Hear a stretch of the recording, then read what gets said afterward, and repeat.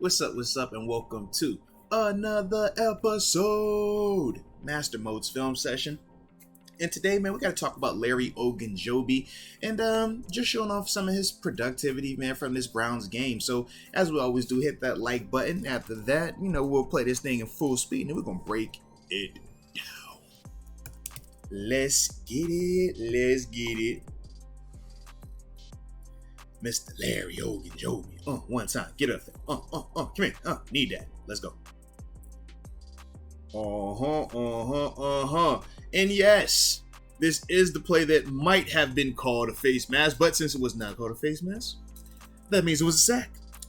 And since it was a sack, y'all know I love the sack quarterback. We're going to break this play down. So let's talk about it. So right here, man, you got the Steelers lined up in their nickel front sub package ball, right? And obviously you got Cam out here as your 5 technique, which is outside of the tackle spot.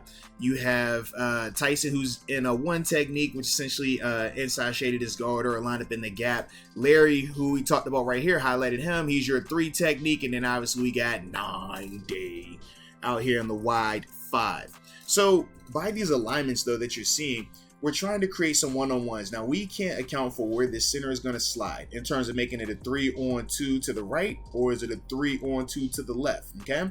So we'll see how that plays out. But for Larry, the thing that I like is this, man.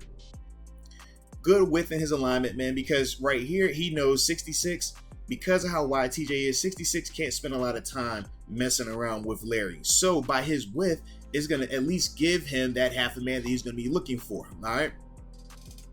So now from here, what do we identify? Center went the opposite direction, right? So now you have a true one-on-one for Larry Ogunjobi versus Wyatt Teller, right? Who's a good player. Give him some credit. But from here, man, you just get active hands from Larry. Consistently pushing the pocket, right?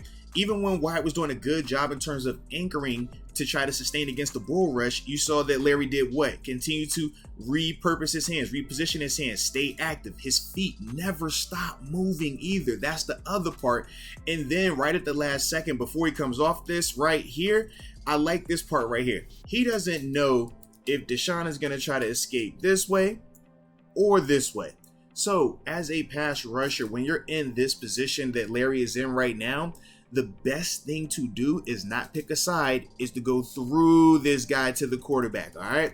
And that's what you start seeing Larry do in terms of walking him back just until Deshaun does what? He still hasn't committed just yet. Now that he's committed, now what does Larry do? He changes his positioning, ultimately clearing himself.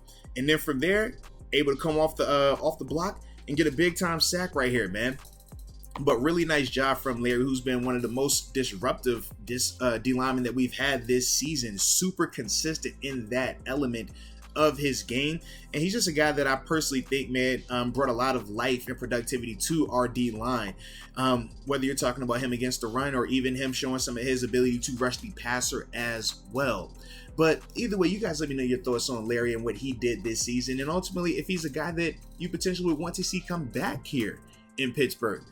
Or do we allow him to continue on just bouncing around the AFC North?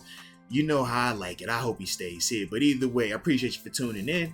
And until next time, baby, peace.